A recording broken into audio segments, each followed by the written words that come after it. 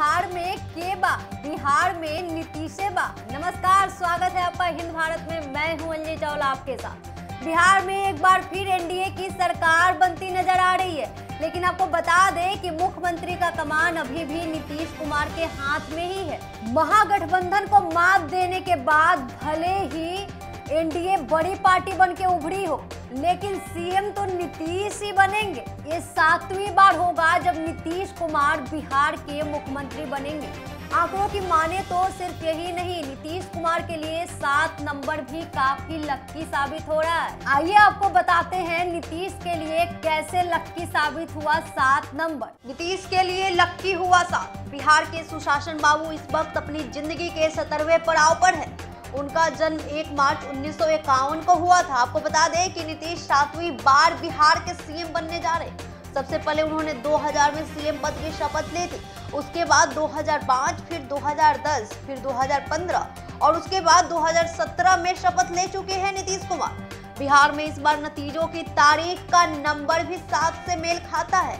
आपको बता दें 10 नवंबर 2020 को नतीजे घोषित किए गए। अगर इनमें संख्याओं को जोड़ दे तो 4 + 3 भी 7 ही होता है। अब जब नीतीश की अगुवाई में सरकार बन रही हो तो शपथ ग्रहण की तारीख भी सामने आ गई है। नीतीश कुमार 16 नवंबर को सीएम पद की शपथ ले सकते हैं, यानी कि यहाँ भी 1 + 6 7 हो रहा है।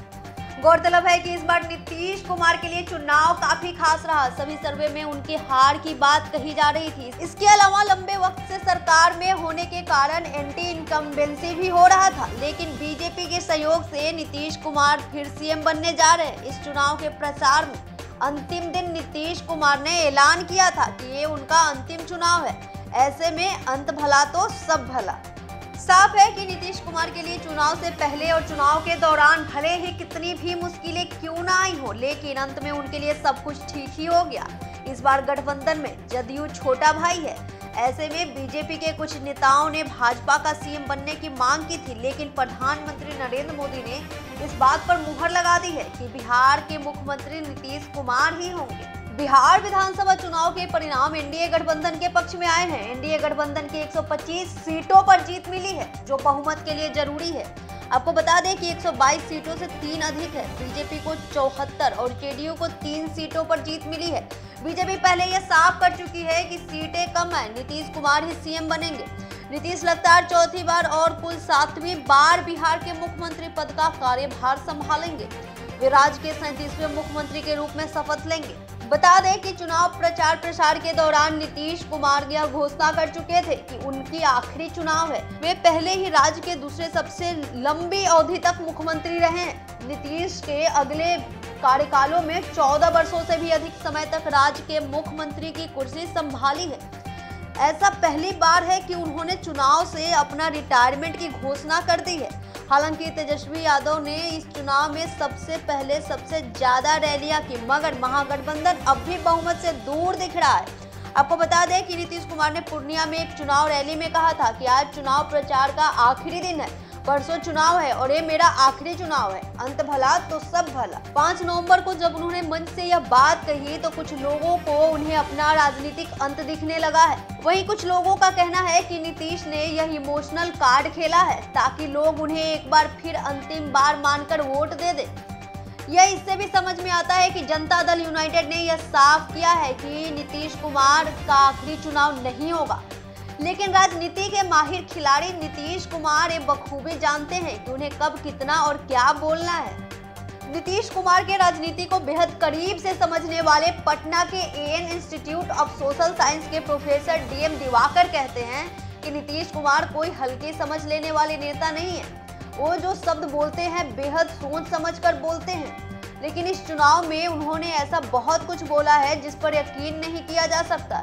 ये सब नीतीश कुमार ने ही कहा है। उनके आखिरी चुनाव के बयान पर नीतीश कुमार कहते हैं कि देखिए, पार्टी का जो इंटरनल सर्वे होता है उसमें पहले ही उन्हें ये खबर दे दी गई है कि हवा उनके पक्ष में नहीं है, और वो जो कुछ लोगों से मिलकर देख रहे हैं उससे भी उन्हें समझ आ रहा है उन्होंने इस बयान के जरिए एक स्पेस बना दिया ताकि अगर उन्हें कोई कदम उठाना पड़े तो लोगों के लिए एक हिंट पहले ही दे दे। लेकिन अब तक आए चुनावी रुझान बताते हैं कि उनकी पार्टी जनता दल यूनाइटेड का प्रदर्शन उतना खराब नहीं है जितना मतगणना शुरू होने से पहले माना जा रहा था।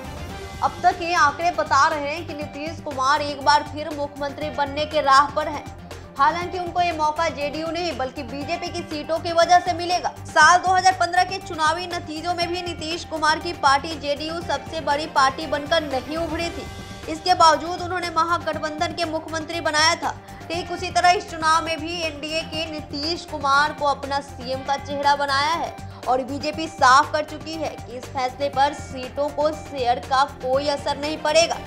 बीजेपी साफ तौर पर कह चुकी है कि अगर नीतीश कुमार की सीटें उसमें कम भी हुई और एनडीए गठबंधन को बहुमत मिला तो उस हालात में भी नीतीश कुमार को ही मुख्यमंत्री बनाएंगे। एनडीए ने यह चुनाव नीतीश कुमार को भावी मुख्यमंत्री के तौर पर प्रोजेक्ट करके लड़ा है। आपको बता दें कि साल 2010 के चुनाव में नीतीश कुमार का ये पार्टी चुनाव नारा हुआ करता था, बात बनाने वाले को 15 साल और काम करने वाले को 5 साल। लेकिन इस विधानसभा चुनाव में दोनों ही लालू यादव के 15 साल बनाम नीतीश के 15 साल जनता के सामने रहे। समर्थकों को और विरोधियों को शब्दवाली में जंगल राज और सुशासन के बीच टक्कर थी। बिहार के वरिष्ठ पत्रकार मणिकांत ठाकुर कहते हैं, नीतीश कुमार ने पहले कार्यकाल में ही खूब काम किया। लड़कियों के लिए पोशाक योजनाएं, लड़कियां स्कूल गईं। उनका नजरिया लोगों के हित में था। नीतीश कुमार के राज में रंगदारी लगभग बंद हो गई थी, जो लालू के समय अपने चरम पर थी। लेकिन बीते 7.5 सालों में अब नीतीश कुमार के कार्यकाल में भ्रष्टाचार खूब फैल रहा है। हर योजनाओं का एक कीड़ा लग गया। ये दावा हमें बिहार में, खासतौर ग्रामीण बिहार में खूब नजर आ रहा है। महिलाओं को नीतीश कुमार का वोटर माना जाता है। आपको बता दें कि उन्होंने ब्लॉक स्तर पर फैले भ्रष्टाचार पर बार बार जिक्र किया। अपना पहला कार्यकाल पूरा करने के बाद से ही नीतीश कुमार पर सत्ता में बने रहने के लिए राजनीति करने का आरोप लगने लगा। वहीं साल 2014 की लोकसभा चुनाव में सबसे पहले बीजेपी से गठबंधन तोड़कर नीतीश कुमार लोकसभा चुनाव लड़े, लेकिन उन्हें करारी हार का सामना करना पड़ा। वहीं डीएम दिवाकर कहते हैं कि जीतन राम मांझी को नीतीश कुमार ने इसलिए सीएम बनाया क्योंकि उन्हें 2014 में अपर कास्ट वोट नहीं मिले थे।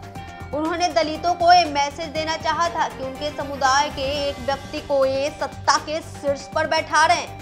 लेकिन मई 2014 में सीएम पद छोड़ने वाले नीतीश कुमार ने फरवरी 2015 में जीतन राम मांझी को पार्टी से निकालकर खुद 130 विधायकों के साथ राजभवन पहुंचे और सरकार बनाने का दावा पेश किया।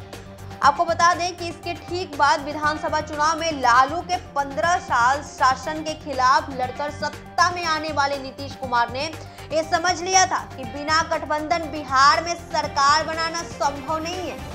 और यहीं से साथ आए जेपी और कर्पूरी ठाकुर के सानिध्य में राजनीति सीखने वाले लालू प्रसाद यादव और नीतीश कुमार एक साथ। बिहार में दोनों नेताओं का सामाजिक न्याय के साथ विकास के नारे ने राज्य में बीजेपी के विकास के नारे को पटकनी दे दी। लेकिन 27 जुलाई 2017 को पटना में राजनीतिक सरगर्मी तक बढ़ गई, जब नीतीश कुमार राज्यपाल केसरीनाथ त्रिपाठी से मिलने राजभवन पहुंचे और अपना इस्तीफा सौंप दिया। 2007 में नीतीश ने दलितों से भी सबसे ज्यादा पिछड़ी जातियों के लिए महादलित कैटेगरी बनाई।